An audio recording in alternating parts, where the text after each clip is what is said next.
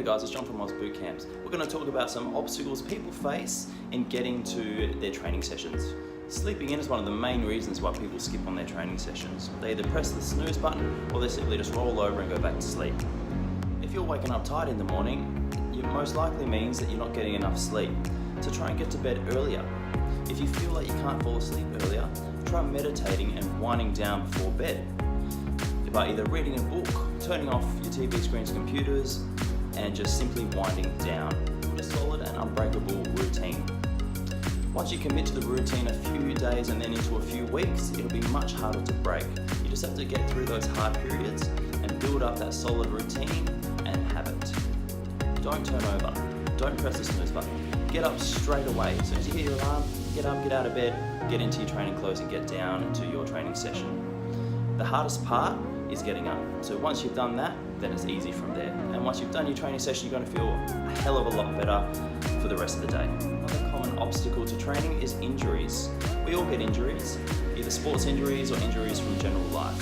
But that's not an excuse to stop training. We can always train around injuries. If injury is stopping you from doing a certain type of movement or movements, there are so many other things you can do to work around the injury. For example, if you've got a sore knee from squatting, then just don't squat. You can do everything else from deadlifting to overhead pressing to push-ups to pull-ups to abs. There's so many things you can do.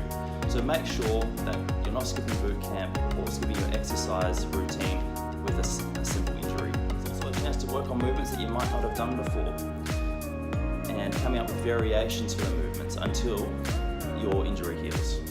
Some people complain that they don't have a routine, so they find it's easier to skip out on their training. That's simple. Let's build a routine.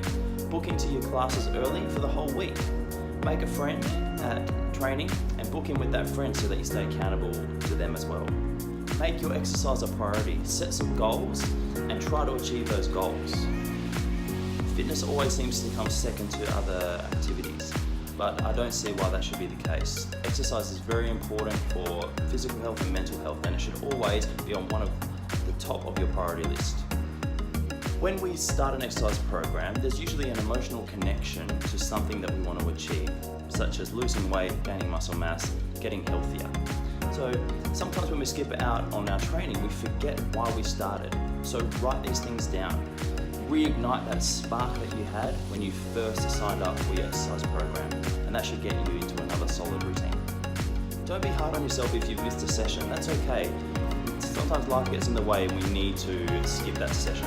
But don't let it turn into weeks and months of non-training, because then that's when the excuses start to fall in.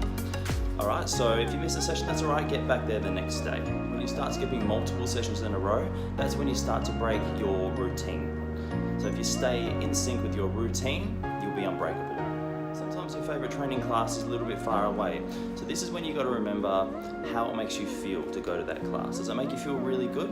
Well then, is it worth it? Is there enough value in the exercise program for you to travel, a little bit further to get there so that you can experience that? Another way to get over distance is making friends at your group fitness class.